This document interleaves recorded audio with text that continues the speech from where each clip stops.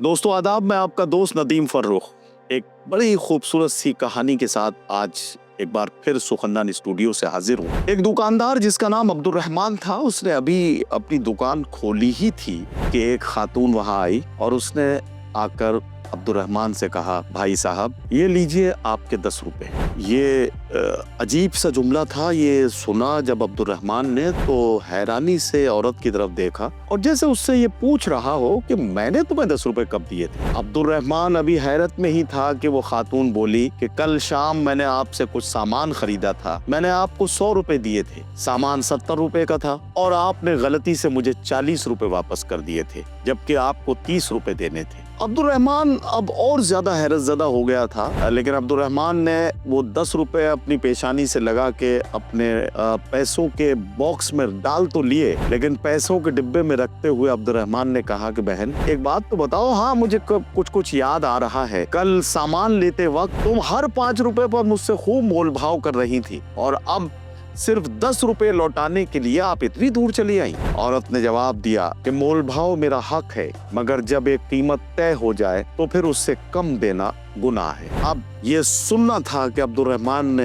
हैरत ज़दा होकर कहा कि बहन तुमने तो कम नहीं दिया था, तुमने तो पूरे पैसे दिए थे, ये 10 रुपए तो मेरी गलती से तुम्हारे पास रह गए थे, अगर तुम इन्हें रख लेती तो मुझे कोई फर्क नहीं पड़ता। अब औरत ने फिर से अब्दुल रहमान को जवाब दिया, शायद आपको इसका कोई फर्क नहीं पड़ता, लेकिन मेरे ज़मीर पर तो एक बोझ रहता। मुझे पता होता कि मैंने किसी का हक जानबूझ कर रखा है, इसलिए मैं कल रात ही इसे लौटाने आई थी, मगर इत्तेफाक से आपकी दुकान बंद हो गई थी। अब्दुल रहमान ने अब हैरान होकर कहा कि बहन आप रहती कहाँ हैं? उस औरत ने जवाब दिया, यहाँ से 7 किलोमीटर दूर एक बस्ती है जहाँ मेरा घर है, मैं वहाँ रहती हूँ। अब्दुल रहमान के मुंह से बड़ी हैरानी से निकला कि 7 किलोमीटर का फासला तय करके सिर्फ 10 रुपए लौटाने के लिए आई हैं और ये आपका दूसरा चक्कर है। अब जाहिर है कि औरत का एक एक जवाब अब्दुल रहमान को और ज्यादा हैरत में डाल रहा था। औरत ने बड़े सुकून के साथ जवाब दिया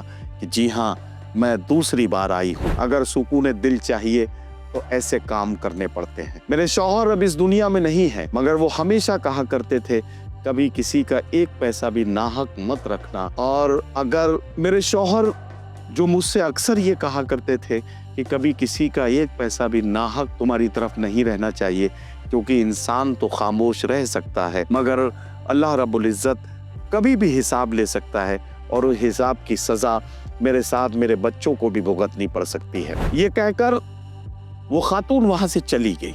बात तो यहाँ ख़त्म हो गई थी, लेकिन अब्दुल रहमान ने फ़ौरन कैश बॉक्स से 300 रुपए निकाले और अपने मुलाजिम को एक जिम्मेदारी सौंपी और मुलाजिम से कहा कि दुकान का ख्याल रखना, मैं अभी आता हूँ। अब्दुल रहमान 300 रुपए कैश बॉक्स से निकाल कर अपनी दुकान से नीचे उतरा। वो पास ही एक और दुकानदार फराज के पास गया और बोला, ये लो तुम्हारे 300 रुपए, कल जब तुम सामान लेने आए थे मैंने तुमसे ज्यादा पैसे ले लिए थे। और फराज हंसकर बोला, अगर ज्यादा ले लिए थे तो फिर वापस कर देते, जब मैं दोबारा आता इतनी सुबह सुबह आने की जरूरत क्या थी? अब्दुल रहमान ने कहा कि अगर मैं तुम्हारे आने से पहले मर गया होता तो क्या होता? तुम्हें तो पता भी न चलता कि तुम्हारे पैसे मेरे पास हैं, इसलिए लौटाने आ गया हूँ। कभी भी पता नहीं होता कि अल्लाह पाक कब किससे हिसाब ले ले और सजा मेरे बच्चों को भी भुगतनी पड़ जाए, ऐसा मैं नहीं चाहता था, इसलिए सुबह सुबह तुम्हारे पास आ गया हूँ। ये सुनकर फराज खामोश हो गया। उसके दिल में भी एक पुराना जख्म जाग उठा। 10 साल पहले उसने अपने दोस्त काशिफ से 3 लाख रुपए कर्जा लिया था और अगले दिन ही काशिफ का इंतकाल हो गया था। अब फराज को अपनी वो पुराना वाकया एकदम याद आ गया। काशिफ के घर वालों को उस कर्जे का पता भी नहीं था, तो किसी ने तकाजा भी नहीं किया था। लालच में आकर फराज ने भी कभी खुद नहीं लौटाया और काशिफ के घर वालों को तो पता ही नहीं था। आज काशिफ का घराना गरीबी में जी रहा था, बीवी घरों में काम करके बच्चों को पाल रही थी और फराज उनका हक दबाए बैठा था। अब्दुल रहमान के अल्फाज कि अल्लाह पाक किसी भी वक्त हिसाब ले सकता है और ये ऐसा न हो कि हमारी गलतियों की सजा हमारी औलाद को भी भुगतनी पड़े। ये अब्दुर्रहमान के अल्फाज अब फराज के दिल और दिमाग में गूंजने लगे थे। ये 2-3 दिन की बेचैनी के बाद फराज का ज़मीर जाग उठा। उसने बैंक से 3 लाख रुपए निकाले और अपने दोस्त के घर गया। काशिफ की बीवी अपने बच्चों के साथ बैठी थी। फराज ने उसके कदमों में गिरकर माफी मांगी और 3 लाख रुपए उसको अदा किए। 3 लाख रुपए उसके लिए बहुत बड़ी रकम थी। उसकी आंखों में आंसू बहने लगे और उसने फराज को दुआएं दी। अब आपको जानकर यकीनन हैरत होगी कि ये वही औरत थी जो 10 रुपए लौटाने के लिए 2 बार 7 किलोमीटर दूर उस दुकानदार के पास गई थी। जो लोग ईमानदारी और मेहनत से जीते हैं, अल्लाह पाक उनका इम्तिहान तो जरूर लेता है, लेकिन उन्हें कभी अकेला नहीं छोड़ता। एक दिन उनकी दुआ जरूर कबूल होती है। और दोस्तों, हम और आप इस बात को भी महसूस करते हैं कि अल्लाह पर यकीन हमारा जितना मजबूत होता है, उतने ही हमारे मसाइल आसानी के साथ हल होते हैं। ईमानदारी ईमान का हिस्सा है और नाहक माल इंसान से और इंसान के रिज्क से बरकत छीन लेता है। ये एक ऐसी कहानी है कि जिसे आप जरा सा तवज्जो से अगर समझने की कोशिश करें, तो अगर आप कुछ नेक काम करने का इरादा कर लें या आपके दिल में ईमान की जरा सी चमक पैदा हो जाए, तो वो कई जिंदगियों पर असर डालती है।